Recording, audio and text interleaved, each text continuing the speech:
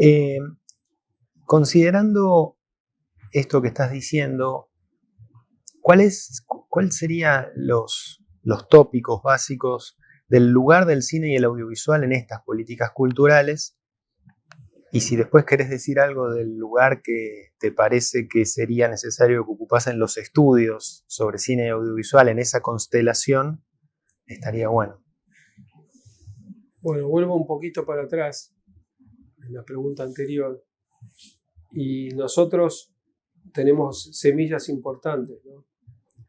Cuando Fernando Birri decide irse a estudiar, muy influenciado por el neorrealismo italiano, ¿no? Decide ir a Cinecittà. Está esa carta como testimonio que él manda a la escuela y explica el por qué quiere formarse ahí. Ahí se encuentra con Tomás Gutiérrez Alea, se encuentra con García Márquez. Y con toda esa experiencia viene y crea la Escuela de Cine de Santa Fe, ¿no? Que sin duda, cuando uno mira para atrás y analiza en perspectiva histórica, ha sido muy importante esa escuela, muy importante por cómo marcó a toda América Latina, por cómo marcó el cine nacional. Y esa película hecha por alumnos de una escuela de cine en una provincia como Santa Fe, en una universidad pública, me refiero a Tirerié, ha sido una marca indeleble, una marca muy, muy importante.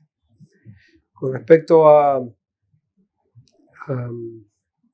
la importancia del audiovisual, bueno, todos sabemos de la importancia del audiovisual en este tiempo que vive la humanidad, ¿no? La centralidad que tiene. Recién me diste un libro que se llama Del grano al pixel, cuando uno analiza lo que pasó desde aquella creación de los hermanos Lumière, en esos procesos fotoquímicos, a lo que ha ocurrido hoy, o lo que está ocurriendo hoy, con una celeridad verdaderamente asombrosa. Yo no puedo creer lo que he vivido y lo que he visto, ¿no? En este sentido tecnológico, que por supuesto tiene un impacto directo sobre lo artístico, sobre lo comunicacional y sobre lo cultural, ¿no? Esto que podríamos definir como la digitalización de la cultura. Entonces, en este sentido, yendo a tu pregunta, los estudios, los análisis, los estudios que se realicen sobre que se han realizado y que se están realizando sobre este universo audiovisual son absolutamente indispensables para comprender el tiempo que estamos viviendo desde un espacio como el nuestro, que es un ministerio para la toma de decisiones en distintos temas, operativos concretos, legislativos fundamental, y yo creo que es una tarea fundamental. No sé si bien hay muchas universidades, el Instituto Nacional de Cine también tiene ahí un centro de investigaciones, lo que ustedes hacen, varias asociaciones. Getino trabajó de manera importante en un tiempo en este área. No sé si es suficiente, pero yo estoy absolutamente convencido y trato de estar al día y de leer lo más que puedo, que es vital esta mirada para la reflexión, para la toma de decisiones y para la comprensión, ¿no? La revolución denominada 4.0 o esta revolución y transformación digital tiene tal impacto que si no la analizamos en toda su dimensión, nos resulta hasta imposible comprenderla.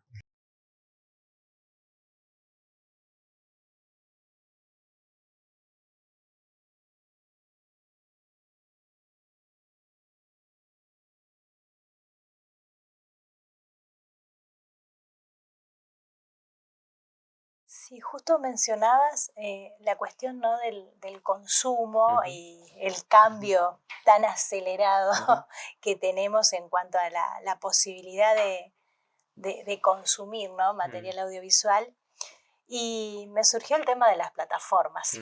Y bueno, y la incidencia que tienen, ¿no? En la producción y en la exhibición audiovisual. ¿Y cómo se posiciona el Inca ante las plataformas? O sea, ¿tenemos o contamos con algún tipo de regulación, reglamentación al respecto? Bueno, es un tema complejo. Todos somos conscientes del crecimiento que tuvieron las plataformas. Ya venía el consumo en plataformas creciendo exponencialmente y por supuesto la pandemia. Todos somos conscientes y sabemos que aceleró, ¿no? ese proceso.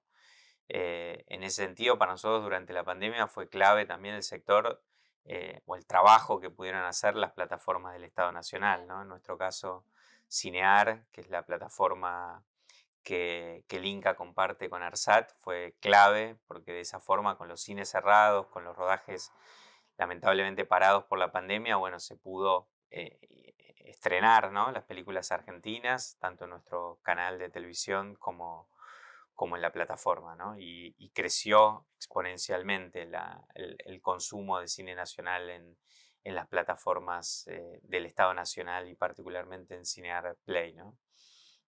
Nosotros, más allá de eso, seguimos apostando, por supuesto, a la exhibición cinematográfica como lugar central, digamos, como lugar, además, en orden primario para la exhibición del cine.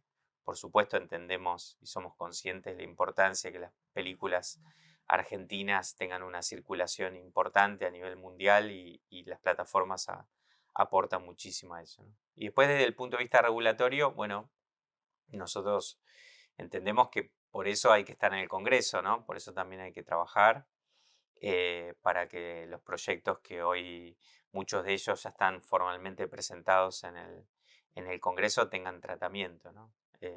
Hoy las plataformas pagan el IVA, pero no tributan al Fondo de Fomento Cinematográfico. En ese sentido, bueno, por supuesto, con respecto a los impuestos ya existentes, la percepción o no depende técnicamente de AFIP. Con respecto a tributos o regulaciones futuras, dependemos del Congreso, ¿no? Pero nosotros, si bien uno podría decir, bueno, es otro poder del Estado, es el poder legislativo y eso no es evidentemente el poder ejecutivo, bueno, entendemos que cuando hay proyectos de ley que involucran, que incumben, ¿no? al audiovisual nacional, el Inca, por supuesto, tiene que estar presente, ¿no?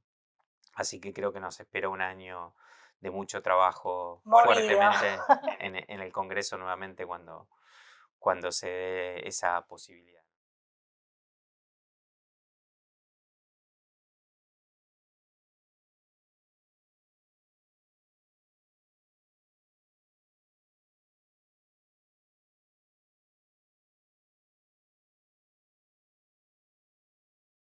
Bien. Me interesa algo que nombrabas recién, que ya hemos hablado también, que tiene que ver con una palabra que no suele aparecer mucho cuando uno habla de investigación, de crítica, de teoría, que tiene que ver con la realización, ¿no? ¿Cómo lo toma la federación, digamos, del ámbito de la realización audiovisual junto con la producción de sentido, la producción de conocimiento, la investigación, la crítica, la teoría? Está buenísimo el planteo y me encanta poder hablar de esto porque Feisal tiene una cosa maravillosa y a su vez muy difícil y muy compleja, que es su enorme diversidad. Feisal abarca desde universidades muy grandes como la Universidad de Buenos Aires, la UNAM de México o la Universidad de San Pablo, hasta escuelas técnicas muy de formación tradicional, como puede ser la ENERC, el propio CCC que mencionaba antes, que es nuestro lugar de nacimiento para Feisal, o escuelas muy pequeñas que hay en distintos países, que de pronto tienen 30 estudiantes. Y esas realidades hacen que las historias de cada una de esas instituciones, las estructuras de cada una de esas instituciones sean muy distintas. Las carreras más tradicionales suelen venir de una tradición técnica, donde la investigación, la teoría, la crítica no estaba contemplada. Y al mismo tiempo son instituciones de gran prestigio, como la ENERC o la Escuela de San Antonio de los Baños en Cuba. Y de pronto instituciones más grandes o de tradición universitaria más clásica tienen sus áreas de investigación y su área de teoría más desarrollada. Todo el tiempo se generan cruces ahí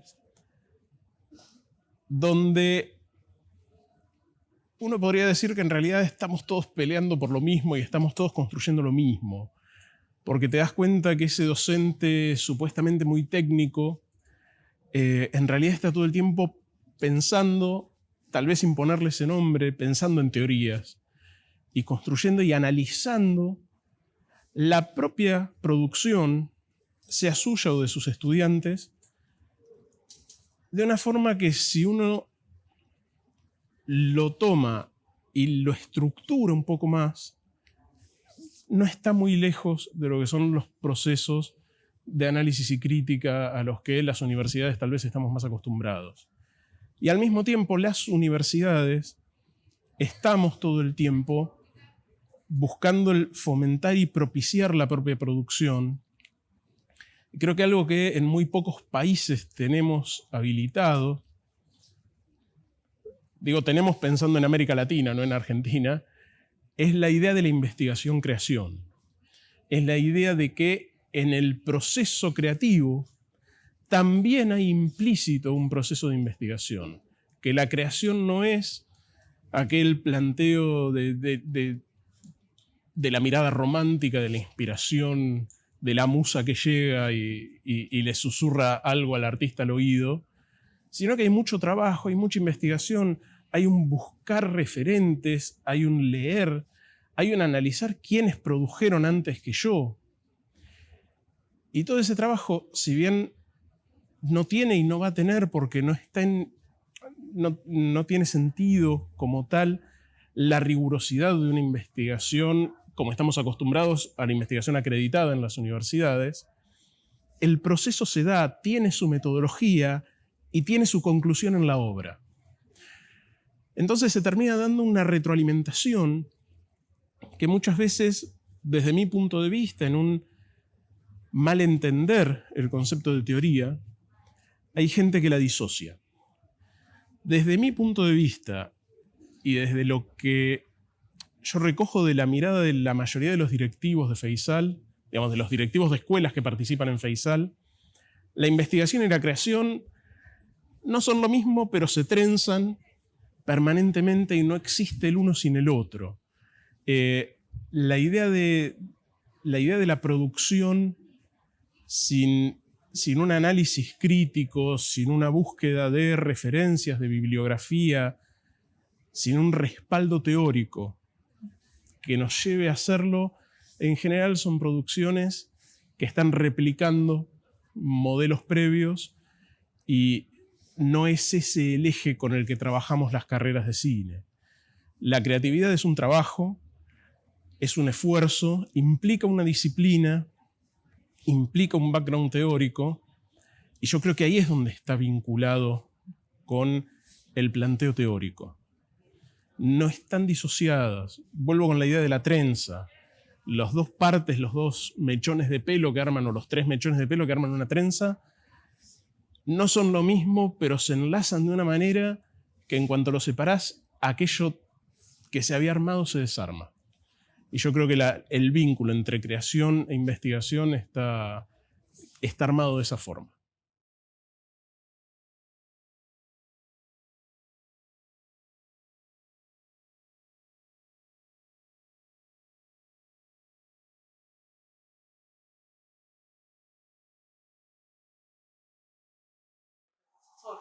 Fantástico. Ahí lo que te quería preguntar tiene que ver con que, bueno, Sinaín es la Cinemateca y Archivo de la Imagen Nacional,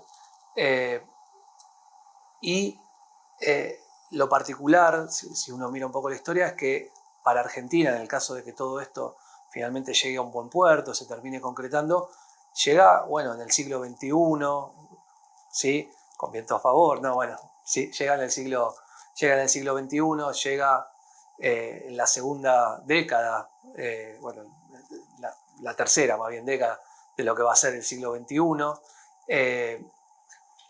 cuando ya, digamos, tenemos toda una cantidad de tecnologías digitales, vamos a decirlo así, archivos, documentación que circula por las redes, en digital, etc. De pronto para la gente que no es especialista, que no conoce este tema, se podría preguntar, bueno, ok, una cinemateca en el siglo XX, a mediados del siglo XX, cuando el modo de archivar los documentos, los audiovisuales, tenía que ver más con algo analógico, mayormente, tiene un sentido muy específico. Digamos, ¿por qué, digamos, desde tu punto de vista, o para explicarlo a un público más amplio, digámoslo así, es importante aún todavía en el siglo XXI, cuando tecnológicamente las cosas han cambiado mucho, la existencia de una cinemateca que conserve, ¿sí? Y que resguarde el patrimonio audiovisual nacional, ¿no es cierto? Bueno, porque la era tecnológica nos haya llegado no significa que no debamos despreciar lo analógico, ¿no?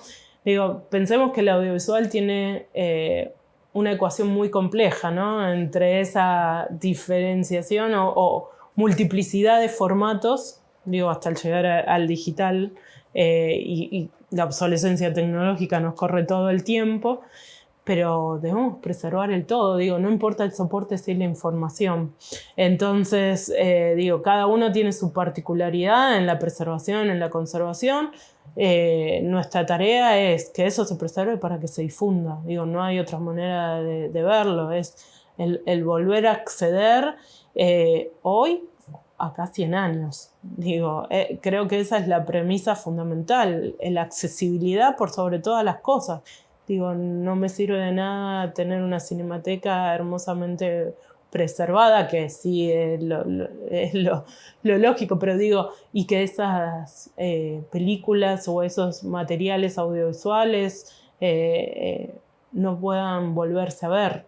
Digo, esa es la necesidad imperiosa de que eso vuelva a la sociedad. Entonces, digo, necesitamos preservar cada uno de los soportes, cada una de las tecnologías tienen su particularidad. Tenemos que hacer también una reflexión sobre el material audiovisual nativo digital. Digo, tenemos que repensar si hay que hacer una selección y valoración, se guarda el todo. Digo, hoy las nuevas tecnologías, como bien señalaste, hoy con un celular se puede hacer una película.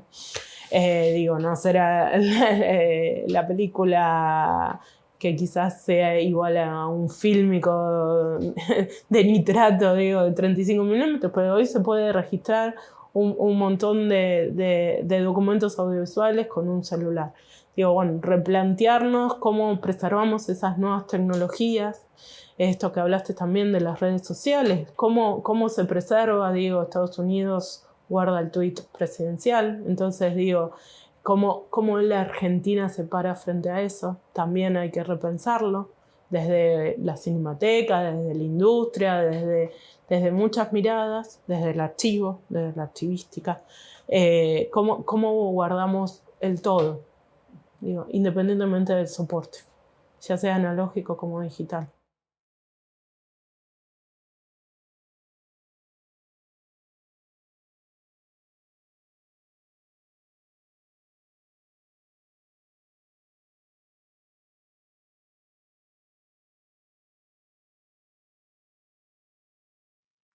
Esta idea, que es fuerte, que es una política, una línea fuerte en el Inca y en el ENERC, del federalismo, ¿no? Dentro del sector audiovisual y cinematográfico, ¿qué potencia, qué puede construir ese federalismo? Mira, yo creo que... Yo quiero decirte algo, estoy muy contento del trabajo que estoy haciendo. Ha sobrepasado mis expectativas, en serio. Yo tenía, en mi plan original del que hablábamos antes, un foco muy puesto en la cuestión federal. De hecho, estamos construyendo el primer Consejo Académico Nacional. Hasta ahora había un Consejo Académico que solo funcionaba en esta sede por ser la más antigua. Claro. Usando las nuevas tecnologías, ahora a fin de mes vamos a votar todos los profesores, todos los graduados y todos los estudiantes en unas mismas 3 jornadas y vamos a constituir un solo consejo, justamente híbrido, con alguna gente presencial y otra gente en su respectiva casa, su respectiva región, digo.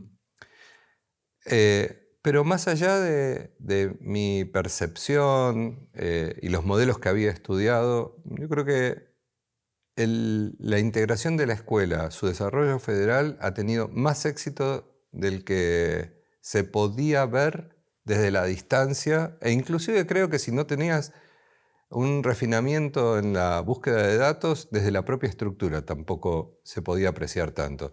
Sí se aprecian las localidades, ¿no? Las localidades sí. Hay un camino muy positivo que trazó la escuela. Y me ha pasado, digo, este compromiso que tomé me obliga a viajar muchísimo. Es agotador. Uno cree que viajar es divertido, pero no. Abrimos las clases en Jujuy, al día siguiente estuvimos en Salta con el presidente del instituto, ahí separamos viajes, él se fue a Ushuaia y yo me fui a San Martín de los Andes a entregar los títulos de la última camada que egresaba en San Martín y a visitar Neuquén. Eso, un día en cada lugar. Sí. Y es permanente, ya he viajado a Rosario, ahora voy a San Juan. Lo que yo veo es que donde la escuela se ha instalado empieza a sembrarse una pequeña industria en ciernes en un modelo y escala vinculado a la realidad local. Mira, yo venía con la idea de que era como inmediato y necesario empezar a dictar las carreras más tradicionales que dictamos acá, las especialidades, dirección de fotografía, arte en las sedes regionales.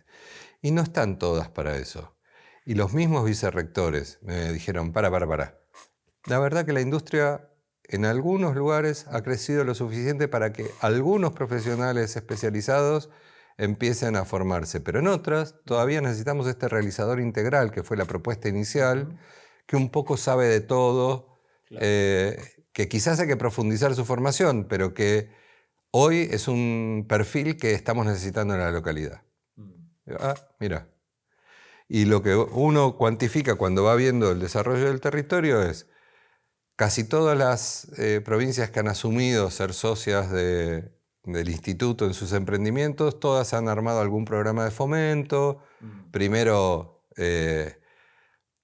algo, seguramente un concurso, algún fondo específico aplicado. Después han empezado a reiterar eso porque ha funcionado bien, algunas han tenido festivales, y una vez que organizan eso, el movimiento hace cuando empieza a haber graduados y esos graduados empiezan a tener actividad local, a demandar la regulación local, y esto ya está pasando. Hay leyes de fomento en Jujuy, así como en otras provincias también, en Córdoba y Misiones ya hay, en Jujuy, en Neuquén, y todas las demás están en camino de prepararlas. Eso hace que muchos graduados contraten a nuevos graduados. Claro. Y en lugar de viajar a tratar de conseguir trabajo en las ciudades que tienen más movimiento en el sector, van generando movimiento en el sector. Para mí un caso paradigmático es el de Jujuy. El de Jujuy hoy tiene ya un instituto. El instituto está negociando la traslación de la escuela al instituto, homólogo a la situación nacional. Están construyendo la escuela integrada a un complejo de formación artística de 11.500 metros cuadrados, una cosa que va a incluir sorprendente, la verdad que me sorprendió un montón. Pero más allá de eso, la actividad que han generado en la localidad hoy permite, por la masa crítica de técnicos que se han ido formando, porque ellos se han ido especializando, no porque nosotros los hayamos especializado, suficiente como para poder recepcionar otras producciones que necesitan rodar en la región, pero con técnicos locales, y están en condiciones de hacerlo. Claro. Entonces, hacen producción que no son hiper mega producciones, sino que son las primeras producciones locales razonables a la medida de la localidad, generan la masa crítica profesional y al poder absorber otras producciones de mayor porte, van haciendo otra carrera que en algún momento les va a permitir hacer desarrollo de ese tipo de producciones localmente. Sí, un círculo virtuoso. Virtuoso total. Esto en Neuquén está un año a distancia, pero está más o menos en el mismo camino. Y en San Juan y en Formosa también va encaminado hacia ahí.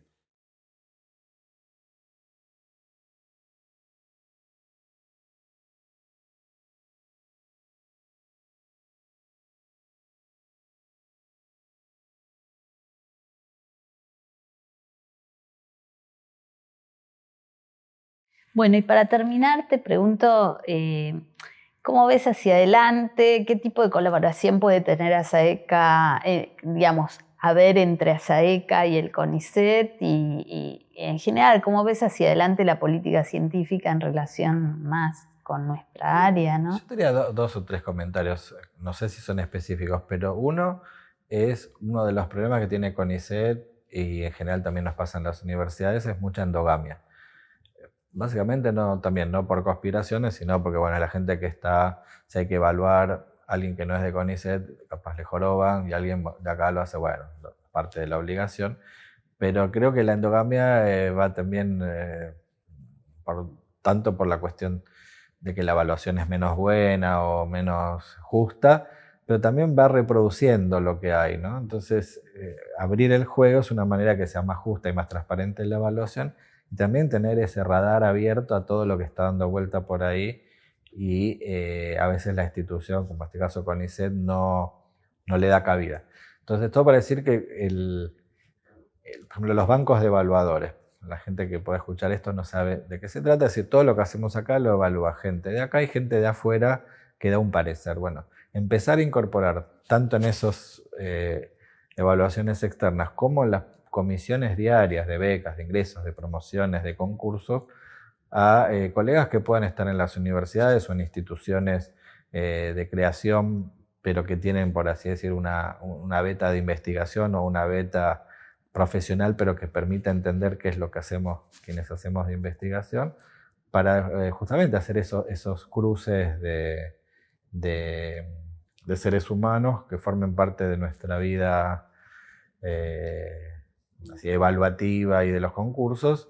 Y ahí justamente como las asociaciones también, no sé, la Asociación Argentina, no sé, por decir algo de sociología o de física también, o las redes de decanos, o todo ese tipo de articulaciones que están por fuera del CONICET, que provean de intelectuales, de científicos para estos colectivos de seres humanos que evalúan y todo eso.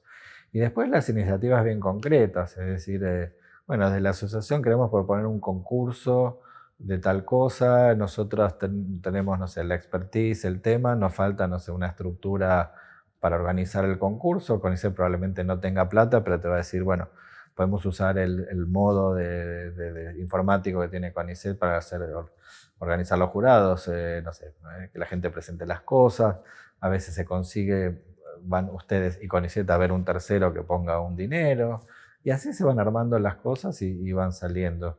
Yo en eso confío bastante, ¿no? Es decir, que viene algún grupo con alguna iniciativa, y la ventaja que tienen como asociación es que no es de un grupo en el sentido localizado, no es de Buenos Aires o un grupito, no sé, en Resistencia o en no sé, Mendoza, sino que, bueno, tienen una articulación donde hay gente de distintas provincias, de la universidad y fuera de la universidad. Es decir, eso es un valor que es para hacer, para aprovechar acá en CONICET.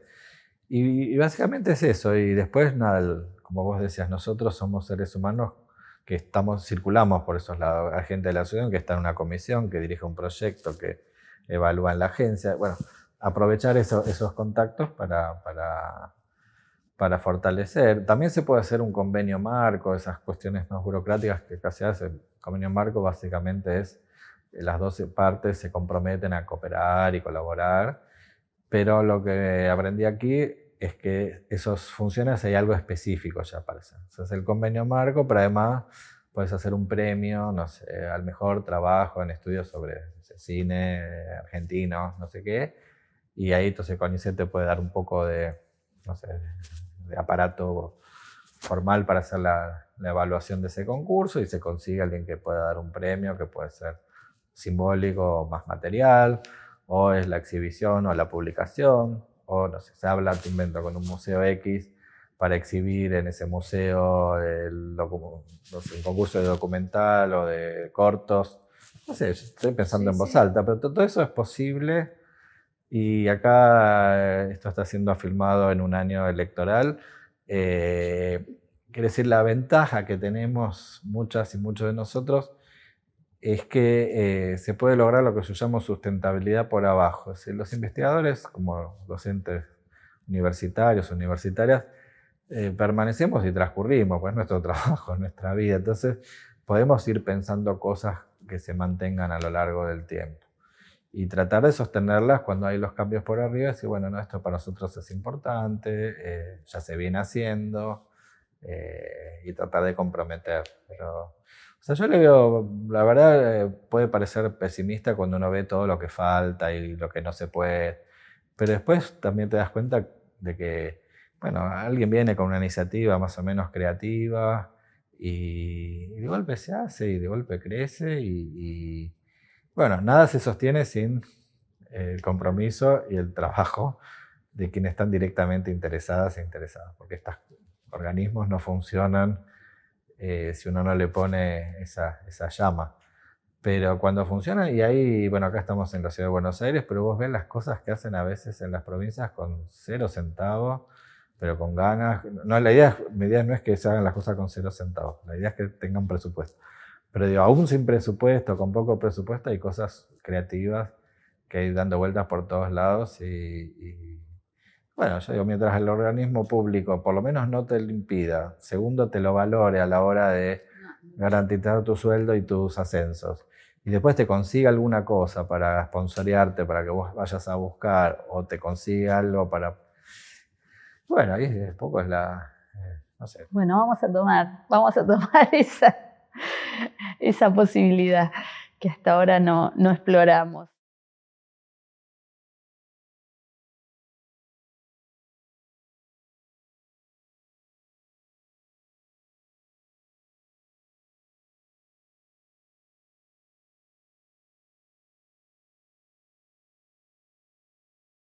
Y bueno, profundizando un poco en esta idea de la formación, ¿no?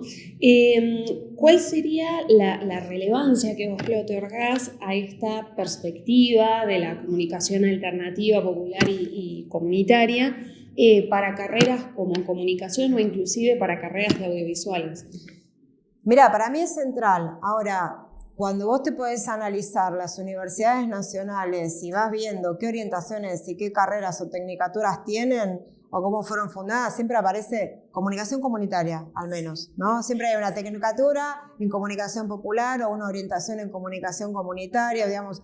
Es una zona de estudios que siempre estuvo planteada como punto de partida en las carreras de comunicación y periodismo en nuestro país. Ahora, la pregunta tiene que ver, me parece, con la jerarquización, ¿no? O en todo caso, con cómo eso puede conectar con los perfiles de egresados y egresadas de nuestras carreras. Y yo creo que ahí hay un link muy interesante y hay una necesidad y una demanda que tiene que ver con la formación de profesionales que encuentren en la comunicación alternativa y en la gestión o en la autogestión de medios una salida profesional, porque el campo laboral cada vez se achica más. El mercado de trabajo en el campo de la comunicación y el periodismo se va achicando. Por supuesto, digamos, desde la fundación de los multimedios para acá, cada vez más, ¿no? Y con un gremio de prensa que ha sido bastante cascoteado en términos de despidos. Entonces, y de la gran cantidad de trabajadoras y trabajadores que no tienen derecho, que son freelancers. Bueno. Entonces, me parece que también la comunicación alternativa, desde el punto de vista de pensar la autogestión de medios, es una salida laboral interesante y un espacio de desarrollo profesional. Sí, claro. Y yo ahí no hago una diferencia con el audiovisual, como si fuera como un campo teórico, pero el otro lado la herramienta audiovisual. Sí. Me parece que todo el desarrollo del documental social, todas las vías de expresión y de formación profesional que abrió, por ejemplo, la vía digital, se pueden leer desde esta misma perspectiva. Y de hecho, muchas y muchas de quienes pelearon, y me incluyo, digamos, por justamente el financiamiento al documental militante, al documental social, al entonces llamado cine piquetero, éramos parte de espacios que discutíamos en conjunto, es decir, que muchas de los temas que son temas de comunicación alternativa son también los temas de reflexión del cine militante, y muchas de las tradiciones que recuperan grupos de cine militantes en términos de cuál es esa tradición selectiva, digamos, siguiendo el planteo de Williams. Bueno, en esa tradición selectiva está Birri, está Cine Liberación, está Raimundo Gleiser, está el cine cubano, está el cine del movimiento del nuevo cine latinoamericano. Y vos fíjate que las reflexiones que se van dando en esos encuentros y en las publicaciones y reflexiones de esos grupos de cine están en la base también de las reflexiones sobre comunicación alternativa, que era lo que decía al principio. Siempre que estemos pensando medios de comunicación, no como medios en sí mismos, como punto de llegada, sino como punto de partida, como encuentro, como apoyatura, como acompañamiento de proyectos más amplios, bueno, estamos en una zona que es compartida.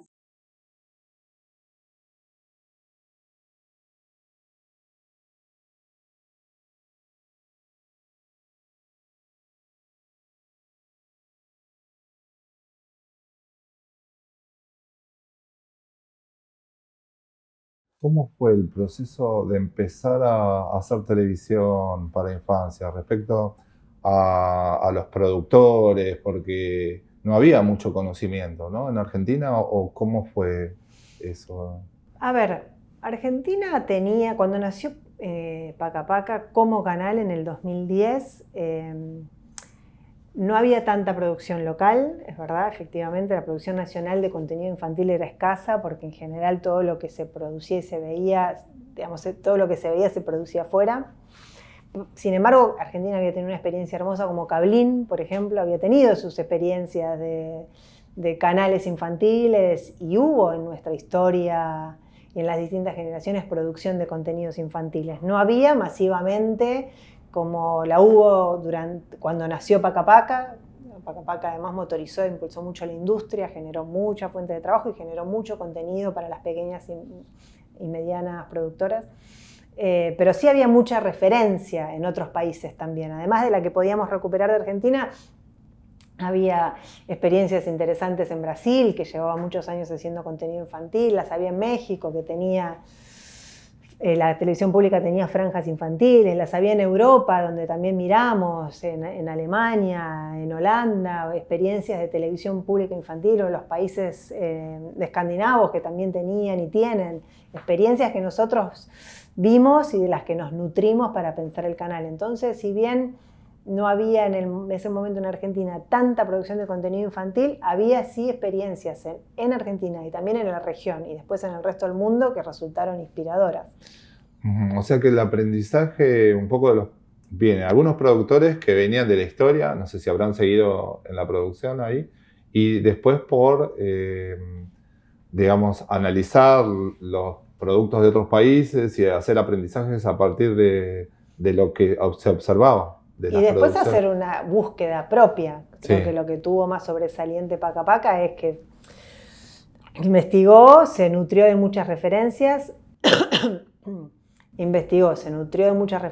miró contenido, analizó para encontrar una forma propia de narrar y una forma propia de abordar los contenidos y una forma propia de pensar y escoger esos contenidos. O sea que es una investigación y acción, digamos, o sea, no de tipo académico, por decirlo de alguna forma, sino que es investigación en el proceso creativo y de producción, exacto, ¿no? Sería de Y a partir de ahí, ¿se puede decir que hay una escuela de formación a partir de Paca Paca, de alguna manera?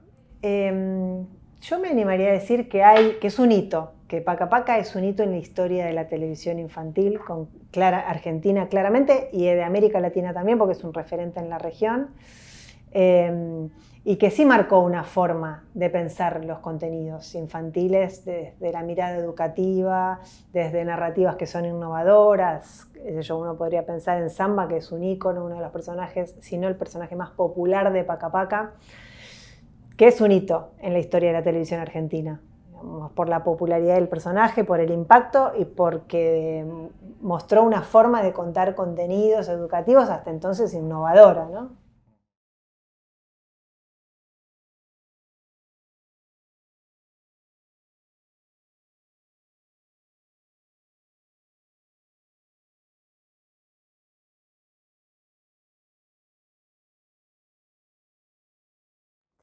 María, una de las características del campo audiovisual, pensándolo otra vez en términos amplios, de quienes ponen el cuerpo delante y detrás de una cámara y quienes ponemos el cuerpo en la escritura, desde la democracia para adelante, ha sido la presencia creciente y contundente de las mujeres. Vos has sido parte de ese escenario de transformación, has sido testigo, has sido cómplice de esas transformaciones y me gustaría que compartieras con nosotros una mirada retrospectiva, pero también prospectiva hacia adelante, justamente de este proceso de expansión y de consolidación de la presencia de mujeres profesionales en el campo de escritura sobre cine e investigación y también de los oficios y de la profesión. A ver, yo como siempre digo, soy una señora grande, tengo 58 años, vi muchas cosas que, por suerte, las chicas que se dedican a esto ahora no han pasado, ¿no? He visto como, cuando yo empecé, como algunos mojones en relación con las mujeres que eran como referencia, porque eran las únicas. He visto a lo largo, desde que empecé en la universidad hasta el día de hoy, cómo todos los procesos de invisibilización, los velos se van corriendo, ¿no? Se van corriendo, y lo que era impensable a principios de los 80, hoy es de una contundencia aplastante y es excelente eso. Para mí fue un detonante muy fuerte que no afecta a los últimos 40 años, donde creo que había más o menos más de lo mismo en todas partes, donde había cosas que había que leerlas porque eran las pocas mujeres que habían hecho algo, porque había textos referenciales que si no te movías de eso, no eras lo suficientemente feminista. Hay como un canon, el canon que tenés, que es un deber ser para comprobar que sos militante. ¿Tá? Es decir, vamos a poner, estudiar cine y hacer cine feminista. No podés no saber Laura Mulvey. Que me parece fantástico saber Laura Mulvey. Hay un montón de otras personas más. Claro. Un montón más. Pero es Laura Mulvey o muerte. Entonces, no, para un poco. Y ahí es cuando, y ahí empezaron mis problemas. Pero este nombre lo tapa todo. ¿Qué hay colateralmente? Y hace 30 años atrás no había nada colateralmente porque tenías acceso. Claro. Entonces hay cosas que tienen que ver con los accesos por la digitalización, por los libros que llegaban, por las traducciones, por los libros que te traía la gente, porque ahora estamos todos muy acostumbrados a bajarnos algo de la web, pero en 1985, 1995, en el 2000 incluso, no estoy hablando del 2020, no es que te bajabas de la red todo, te bajabas la nada. Entonces tenías que apelar a la buena fe de alguien que viajara con 70 kilos de libros y cuando se iba de viaje, y me traes un librito ahí, ¡paf! Y todo eso, digamos que hubo un mayor acceso para ciertas clases con determinados poderes, que eso también es cierto, donde aquellos mojones que decían, bueno, tenés que empezar por acá, para decir, esto es un cine feminista, esto es un cine feminista en Argentina, estas son las directoras que hay que ver, se haya ampliado. En ese sentido, la democratización, vamos a poner ese término, ha sido muy grande. Me acuerdo cuando estaba haciendo la tesis doctoral que yo tuve que llamar críticas de cine para hacer un estudio. Y no había o se negaban. Eran muy pocas y se negaban. y en los... como con sospecha incluso. No voy a dar nombres, algunas que hoy todavía escriben son muy famosas, salvo 2 o 3 que fueron fantásticas en la respuesta, muy poquitas del relevamiento que yo había hecho, y te miraban con desconfianza, te miraban por mail, porque nunca llegué a la instancia de poder juntarlas, ¿no? Y más de 10 años después, a mí me asombra la cantidad de mujeres que escriben sobre cine y audiovisual y que permean incluso la escritura crítica con la escritura de ficción.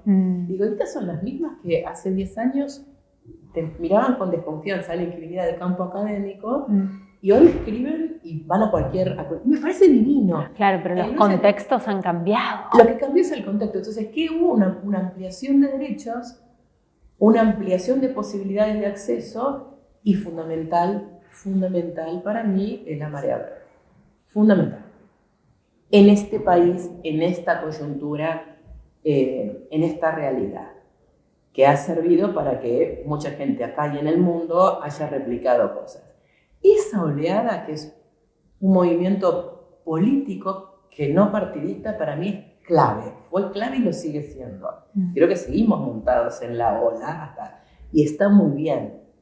Está muy bien. Entonces, para mí, eso ha sido un mojón de sentido, de praxis política que ha horadado todos los sistemas, incluido el audiovisual, y la conciencia de las mujeres de que hay que ocupar los lugares y hay que demandar y hay que señalar y hay que militar. Como casi tan generacionalmente, una conciencia corporal de lo que fue un ADN de sometimiento que hay que volverlo para atrás. Y te digo esto porque yo tenía, en esta cosa retrospectiva, un texto que a mí me cambió la vida. Yo era muy chica y no me acuerdo cómo llegó a mis manos el texto.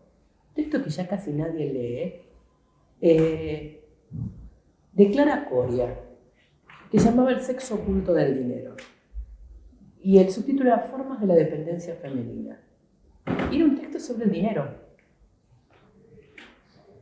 Nadie leía eso, salvo en economía.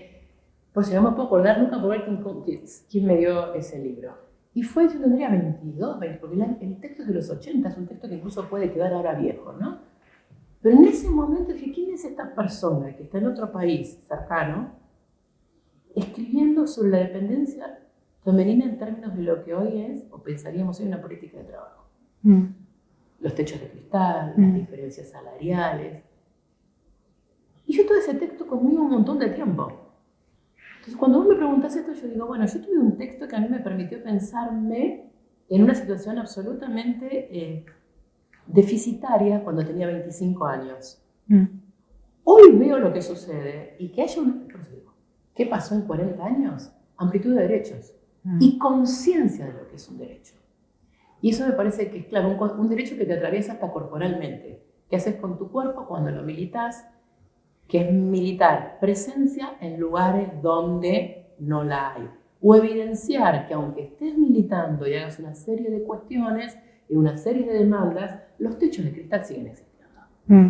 La diferencia salarial sigue existiendo. Las mujeres hemos logrado un montón de lugares mejores, visibles, pero no sé si son todos equitativos, no sé si son todos igualitarios, y no lo sé, porque en algunos casos pasan que quienes asumen esos lugares devienen menos feministas que las feministas.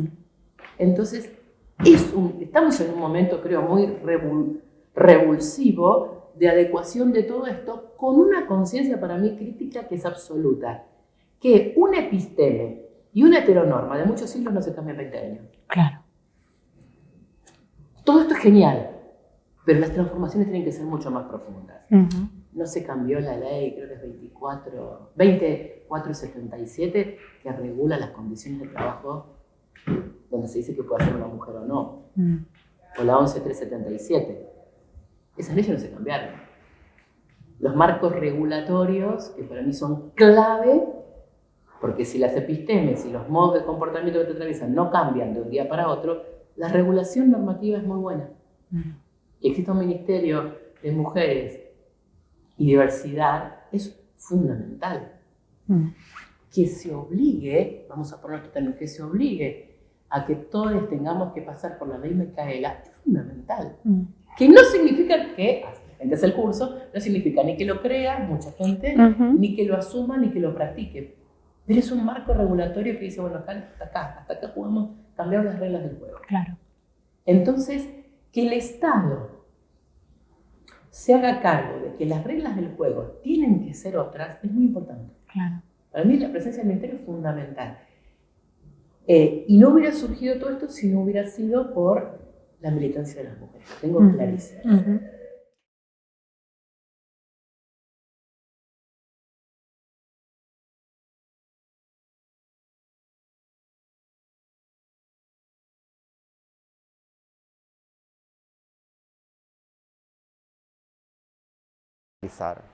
Bien, y en tu caso, como presidente de la Asociación de Cronistas Críticos de aquí de la Argentina, ¿cuáles son los principales debates, las principales discusiones que existen ahora aquí en la Argentina en torno al rol de la crítica cinematográfica?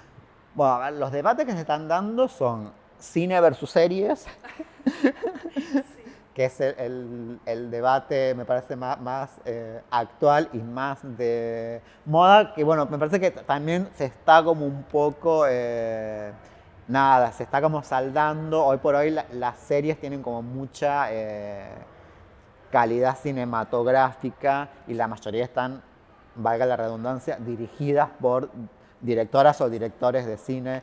Entonces, bueno, eso me parece que el debate ahí un poco se está como aplacando. Y después, bueno, está el otro debate que es que lo que venimos hablando, la crítica formada versus la crítica improvisada.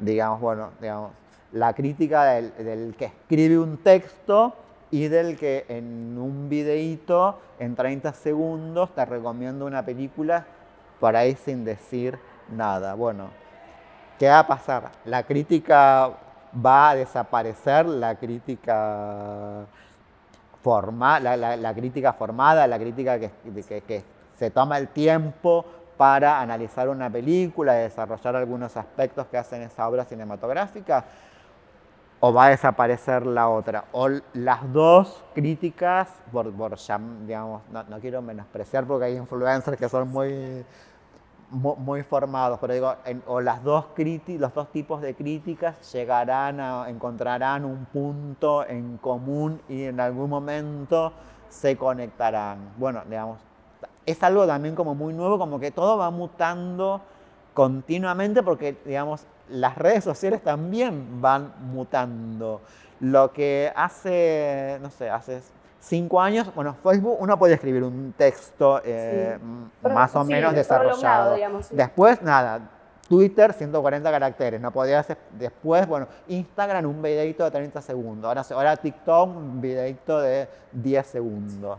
Digamos, también todo se va adaptando de acuerdo a cómo las redes van cambiando. No sé, había youtubers interesantes que hacían, había videos de YouTube que hacían cosas interesantes. No sé, más allá de crítica, no sé, no me sale el nombre, el pibe de Te lo resumo. Digamos, era un video, hacía un video interesante, te podía, decir, bueno, por ahí no hace un análisis profundo de la película, pero se tomaba un tiempo para hablar de la película y tenía una llegada a mucho público. Es uno de los formadores de gusto. Claro, exactamente. Y hablaba de películas interesantes, no era que, no sé, digamos, de repente te hablaba del Padrino y un montón de gente o de chicos nuevos que lo seguían que no tenían ni idea que era El Padrino, porque también es cierto que hay gente que se cree, o generaciones que se creen que el cine empezó con Tarantino en los 90, y para atrás no conocen nada. Entonces, bueno, hizo que muchos espectadores se acercaran a ciertas obras que de otra forma no se hubieran acercado. Entonces, bueno, digamos, hay cosas interesantes. Como también hay cosas, digamos, hay textos malos en la crítica escrita. Entonces, como que, bueno, digamos, nada es tan bueno ni nada es tan malo. Me parece que en un punto, en algún momento, va a haber como una... Se van como no sé si fusionar, pero van a encontrar un punto en común estos debates que están sucediendo. Bueno, ¿qué hacemos con los influencers? Digamos, los empezamos a incorporar, los invitamos a la asociación, digamos. Es un mismo debate que yo recuerdo que se armó en los 90 cuando fue el recambio de la crítica de cine. En otro tipo, pero veníamos de una crítica de cine, me acuerdo de los 80, por ahí más banal y superficial, porque el cine argentino en ese momento también era como que no había habido un quiebre todavía, y en los 90 con el quiebre del nuevo cine argentino apareció una nueva crítica. Entonces, bueno, los críticos anteriores decían que los críticos nuevos, nada, no, digamos, las películas que ellos alababan no les gustaban a los críticos que preferían, no sé, por ahí un cine más clásico. Entonces las películas rupturistas para ellos eran porquería. Entonces, así para redondear. Sí, se entiende. Bueno, por ahí ahora está pasando lo mismo, y nosotros, no sé, mi generación que pertenece por ahí a esa nueva crítica de los 90, no está registrando que aparecieron un montón de pibes y pibas nuevos que con otro formato, con otra idea de la crítica, y tal vez seamos nosotros los que no nos entendemos, no lo sé, y ellos por ahí están como revolucionando el mundo, no sé, eso se verá también con el tiempo, digamos, analizar este cambio en el momento que se está dando es como, bueno, uno analiza lo que ve, después se verá qué es lo que perdura y lo que no. Tal vez en unos años nos juntemos de vuelta y yo te diga, bueno, otra cosa totalmente diferente. Digo, los influencers son la octava maravilla, digamos, vinieron a cambiar la crítica y hicieron cosas interesantísimas, que puede suceder. Sí, por supuesto. Que por ellos no las estoy viendo ahora.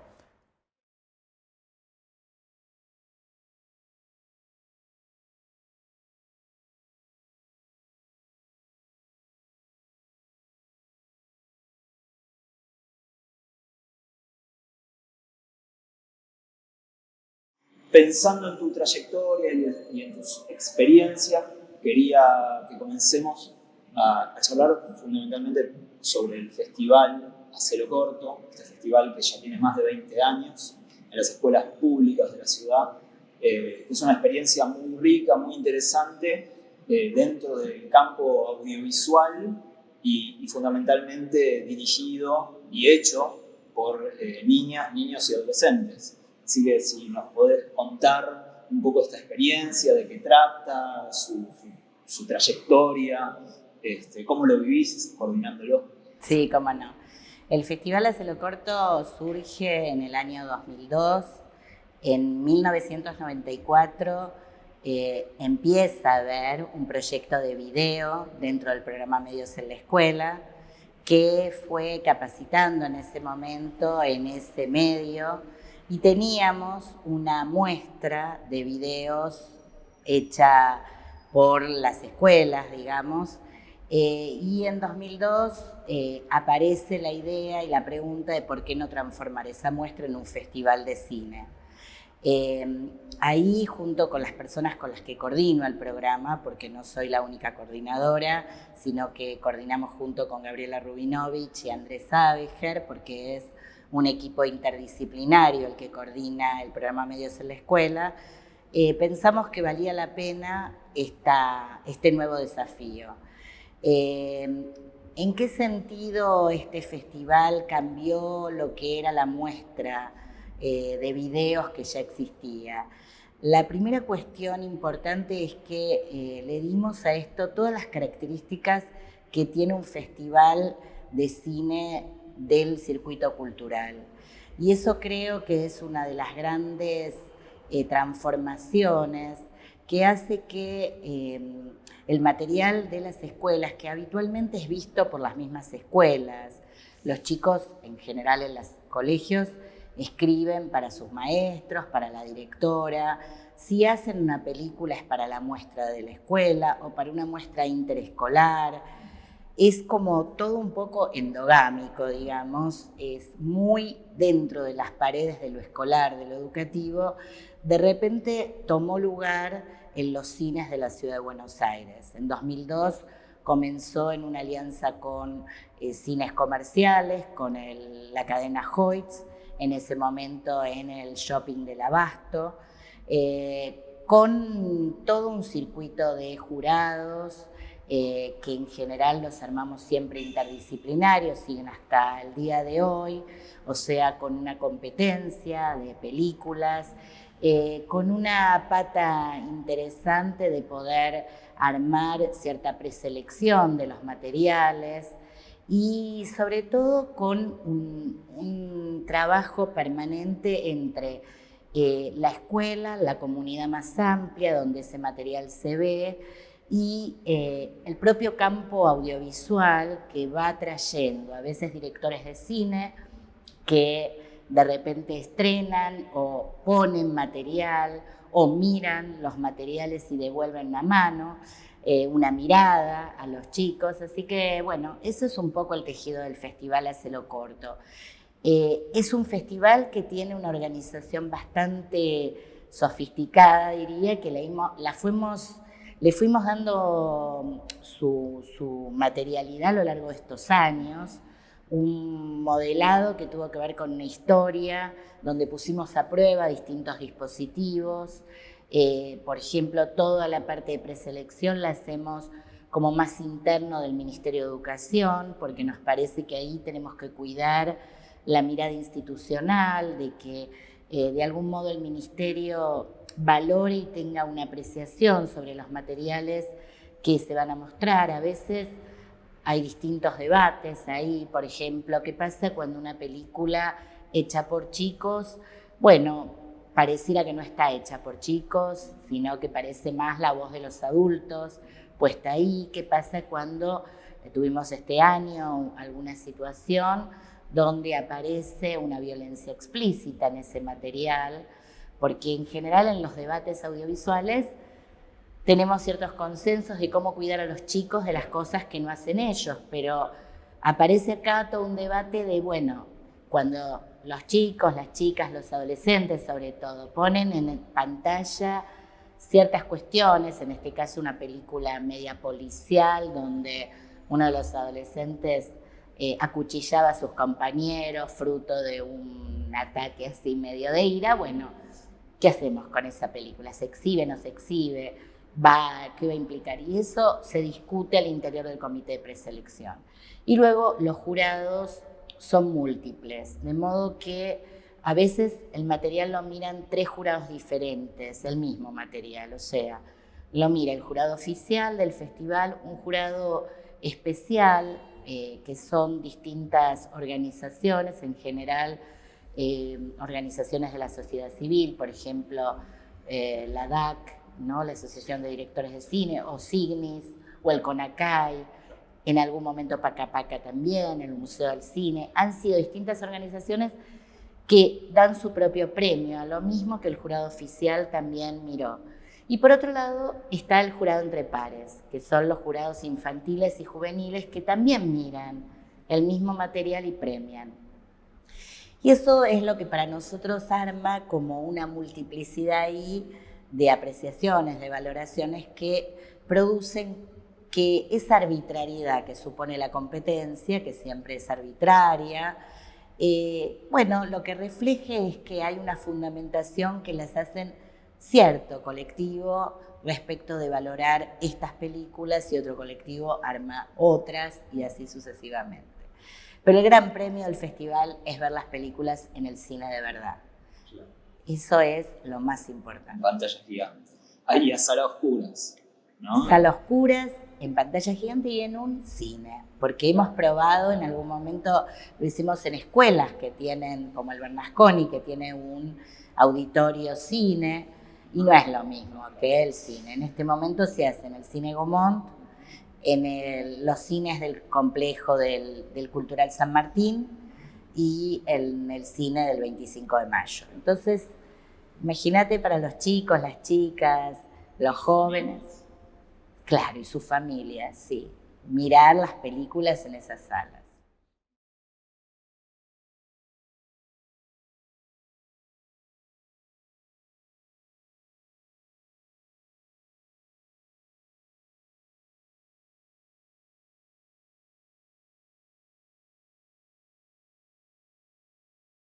Claro, eso que decís yo lo veo en algunas carreras de grado. Pienso, por ejemplo, la licenciatura en cine documental de la UNSAM, donde efectivamente la tesina es una producción audiovisual, un corto documental, incluso largos.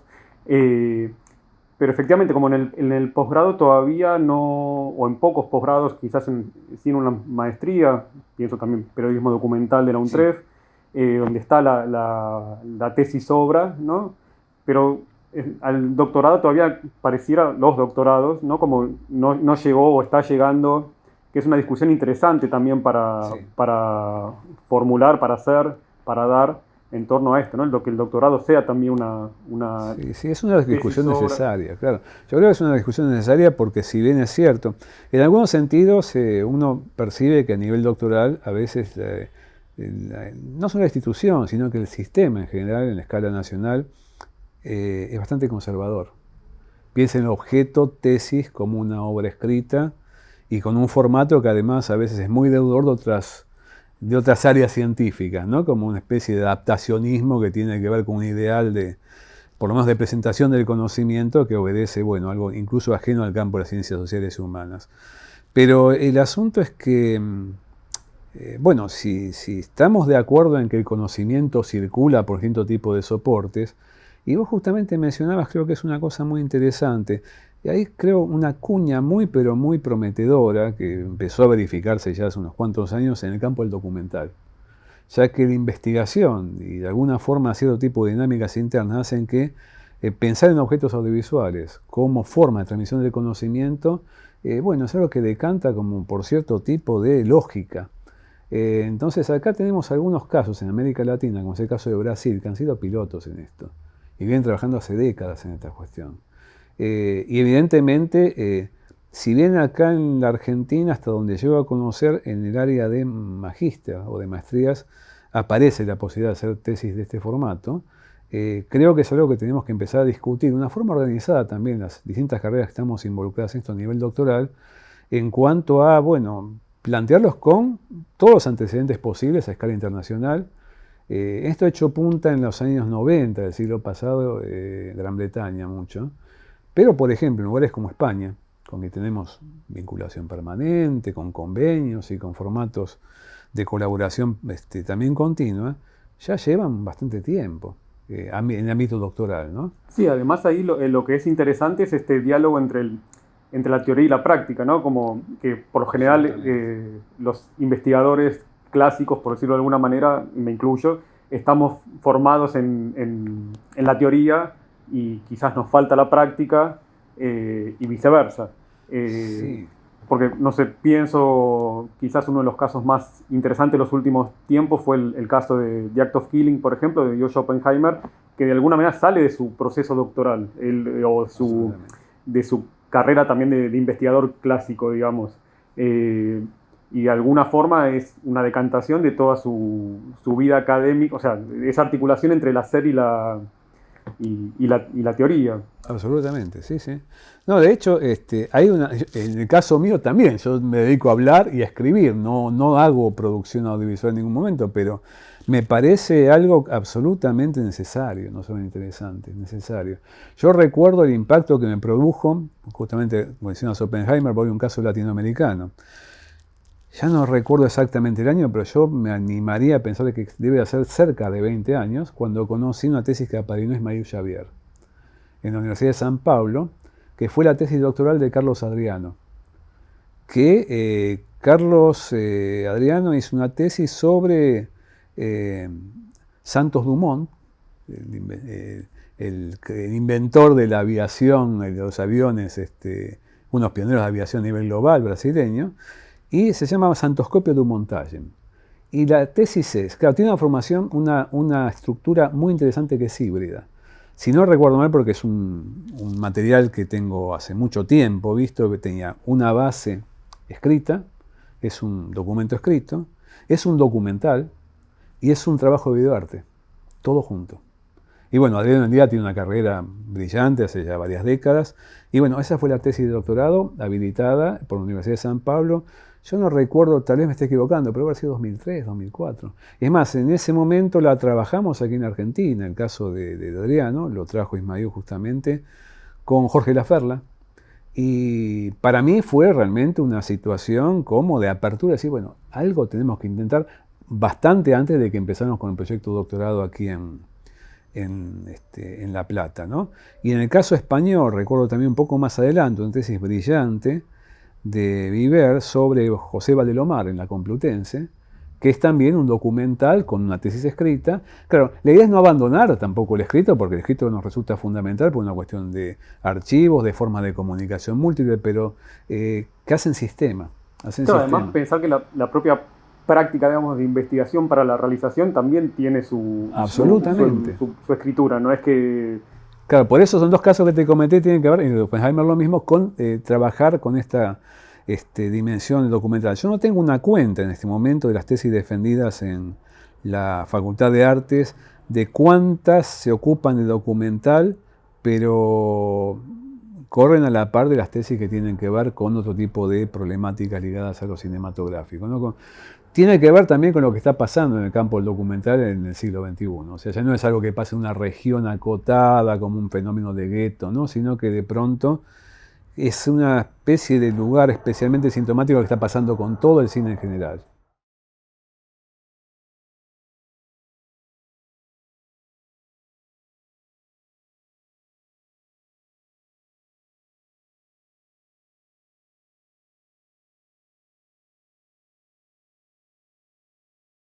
Bueno, recién mencionabas La Mujer y el Cine y te queríamos obviamente preguntar por La Mujer y el Cine, que es un festival de cine realizado por mujeres, que es un espacio verdaderamente pionero en la Argentina y en América Latina, que este año en 2023 celebró sus 35 años desde su creación en 1988.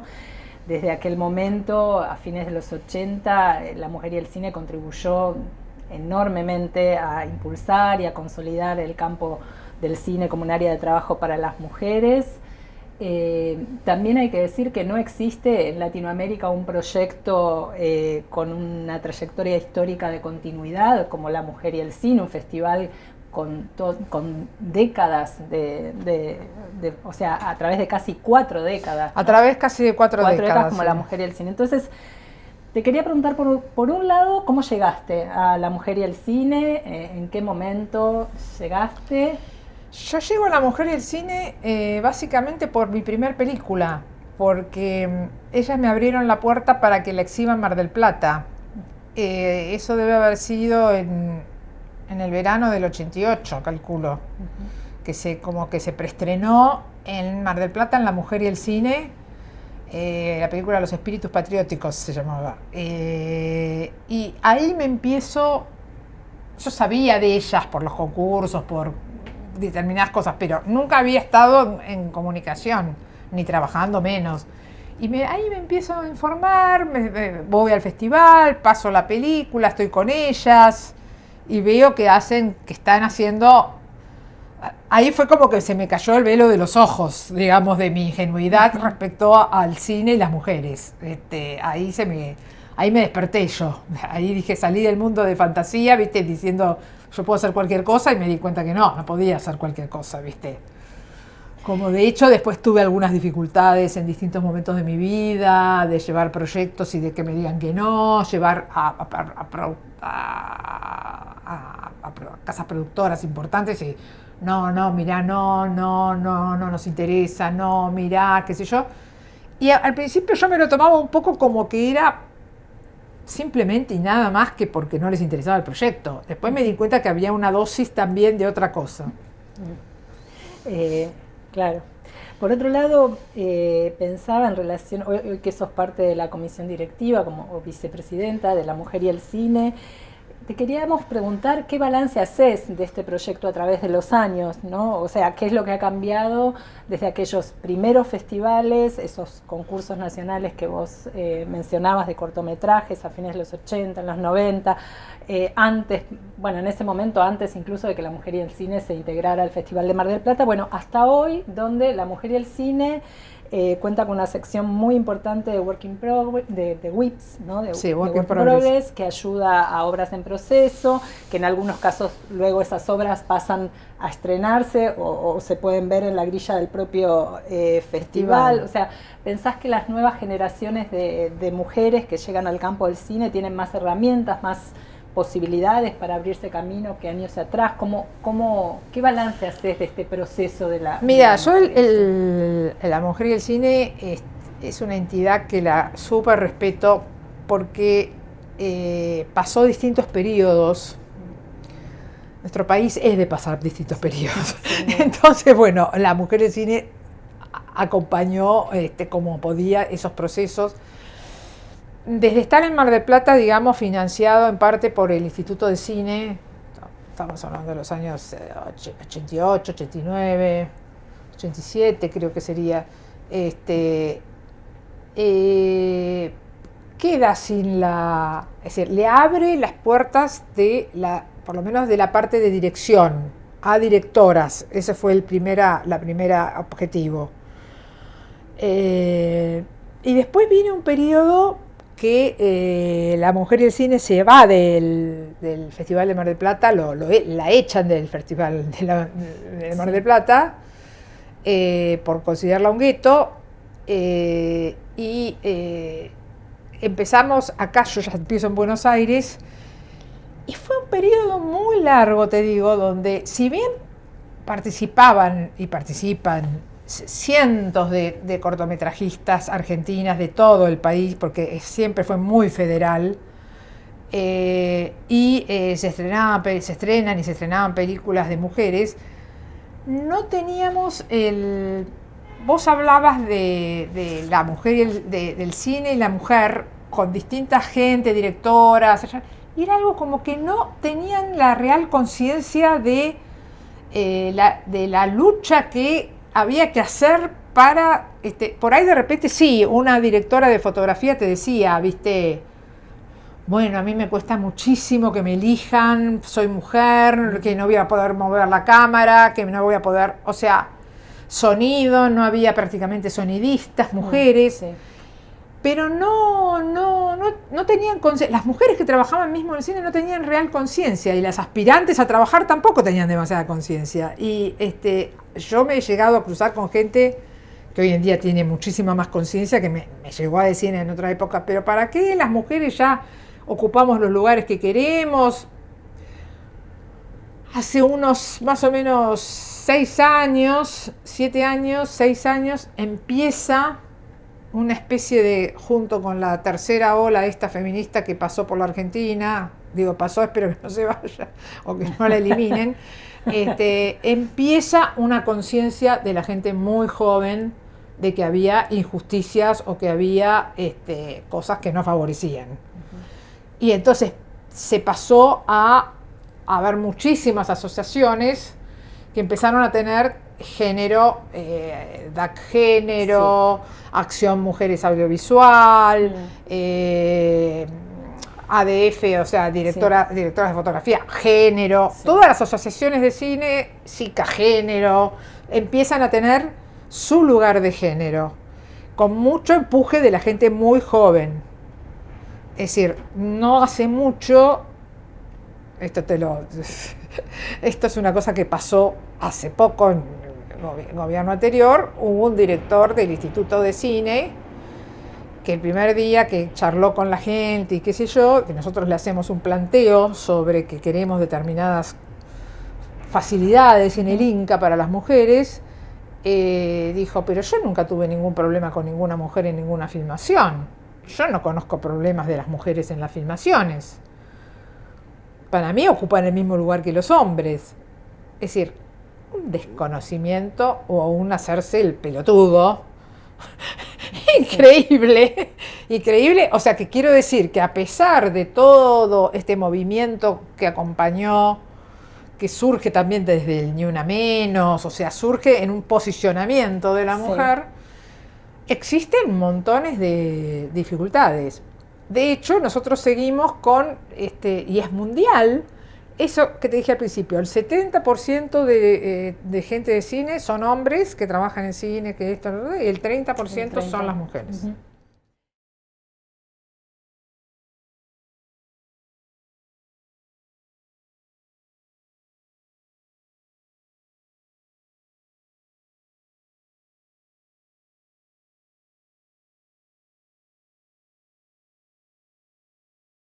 También un poco en la misma línea, pensando un poco en el presente de hoy, están las redes sociales y es un mundo de imágenes, ¿no? Imágenes efímeras, esporádicas quizás, pero que crean un sentido, ¿no? Crean un sentido y incluso no importa si esas imágenes parecieran ser verdaderas o no ser verdaderas, o ser artificiales o ser reales.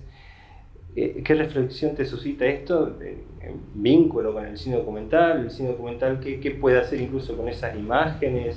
En cómo se contrastan, se utilizan, se releen. ¿Qué reflexión te lo hace?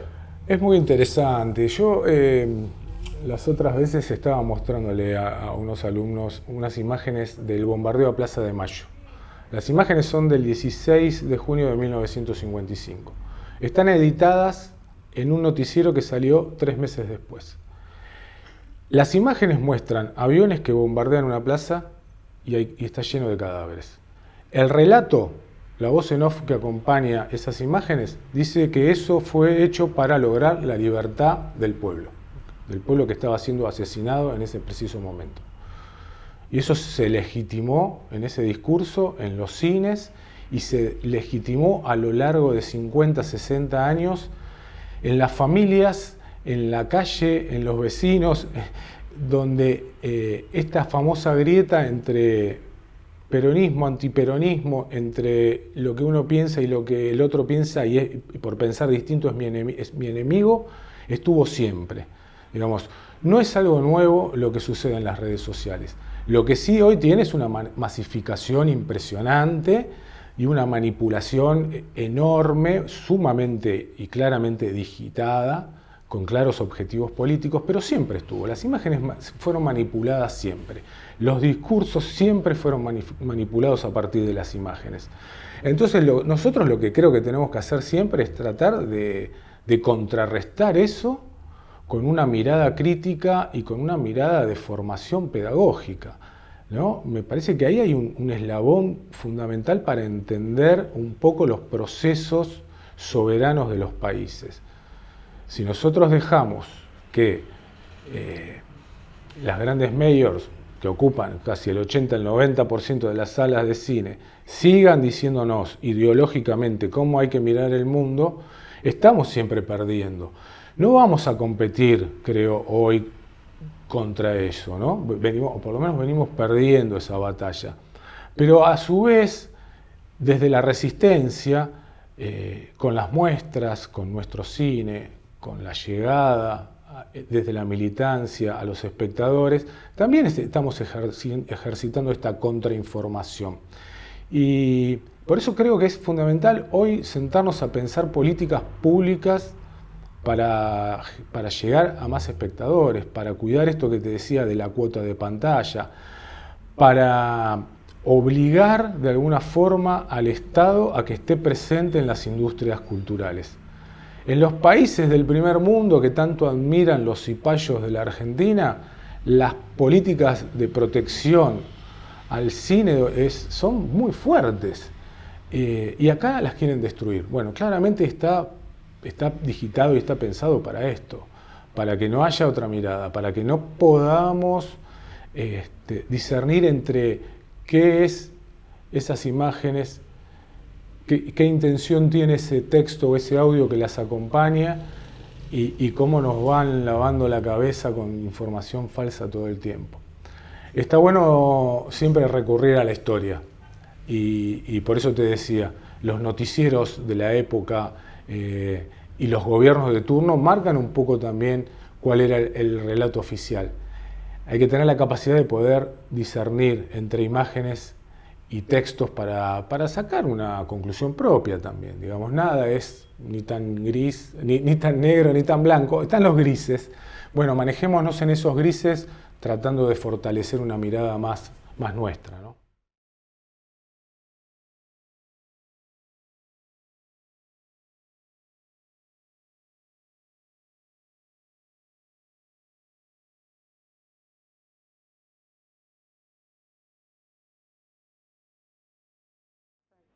Y con respecto a eso, Adriano, o derivado de eso, ¿qué temáticas o qué cuestiones son más requeridas, ¿no? Como líneas de investigación por los usuarios?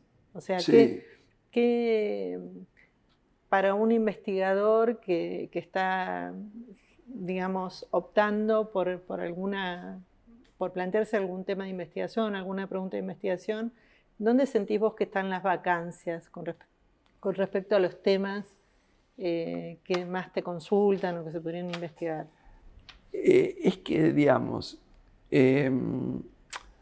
la investigación sobre el cine argentino se profundizó mucho a partir de los 90, ¿no? A partir de esta intensificación que te decía sobre los estudios sobre el cine argentino. Pero obviamente no se han cubierto todos los temas. E incluso temas que por ahí estaban vigentes en esos tiempos, perdieron su interés porque, digamos, pero no por una cuestión de que no sean temas interesantes, sino porque otros ocuparon ese lugar. Entonces se empezó a profundizar mucho más los estudios sobre el cine clásico argentino. Con una razón lógica, empezaron a aparecer más fuentes, empezaron a aparecer en las bibliotecas y en los centros de documentación muchas publicaciones periódicas que antes no estaban disponibles. Entonces hay una razón lógica. Pero eso también hizo que hay muchos temas que a veces incluso hasta son más investigados en el extranjero que acá. Por ejemplo, yo digo siempre que los estudios sobre el cine político argentino, si bien se hicieron muchos acá, hay muchos en el exterior. El director más estudiado, sin dudas, en la experiencia de estos 30 años, es Solanas, que vienen de todo el mundo a buscar sobre Solanas. Y quizás se lo ha investigado mucho por el tema del cine político de los 60 y los 70, y poco el cine ficcional de él, de los 80. Después directores que eran muy famosos hace años, hoy perdieron notoriedad en los estudios, como es el caso de Torre Nilsson. Torre Nilsson, que además tipo que combatió la censura, en su momento fue uno de los directores más reconocidos del cine argentino. Hoy casi no se hacen estudios sobre la filmografía de Torre Nilsson. Entonces, hay muchísimos temas por investigar, porque además, un compañero y amigo nuestro, compañero acá de la biblioteca, que es Lucio Mahfoud, él siempre dice, y vos a veces tirás de un dato y tirando ese dato te lleva a otra cosa. Y eso es lo que tenemos que entender, lo que hay que entender desde el campo de investigación. Se ha investigado mucho, han surgido muchísimos estudios en estos últimos 20 años, pero queda muchísimo por investigar. Yo digo que, haciendo un cálculo sin ningún tipo de fundamento más intuitivo, como les decía antes, que certero, y yo creo que habíamos investigado un 20, un 30% del cine argentino. Hay muchísimo de cine argentino por trabajar. Por ejemplo, un tema que ahora están empezando a investigarse más, el tema del vínculo del cineclubismo con el ámbito de la realización, el tema del cine publicitario, que de alguna manera fue la escuela del cine de muchos cineastas, como Puenzo, Yusit, muchos directores, el mismo Solanas. Sí. Entonces hay muchísimo para investigar sobre nuestro cine, y las fuentes cada vez están apareciendo más, porque además se están visibilizando más. Ahora, lamentablemente, este tema de del acceso a las fuentes bibliográficas y especialmente a las hemerográficas, a las fuentes documentales, no está acompañado por el acceso a los documentos primarios, o sea, las películas. Incluso hace poco bajaron una página web que tenía mucho cine argentino, y bueno, ahí sí hay un retroceso, pero en el campo de lo que son, me gustó, el año pasado estuve en Brasil y tenían una terminología muy interesante para lo que tenemos en las bibliotecas y en los centros documentales. Decían materiales correlativos a las películas. O sea, la traducción sería eso. Lo relativo, claro, no es la película en sí, pero es todo lo que acompañó esa película en el momento del estreno. Es más, muchas veces los documentos que nosotros tenemos acá dan testimonio de películas que se perdieron, que no hay forma de revisar. Entonces, en ese sentido, yo creo que los centros documentales y las bibliotecas venimos continuando un trabajo de hace años y lo venimos profundizando. Pero falta que a eso lo acompañe las políticas que traten sobre el documento audiovisual en sí, ¿no?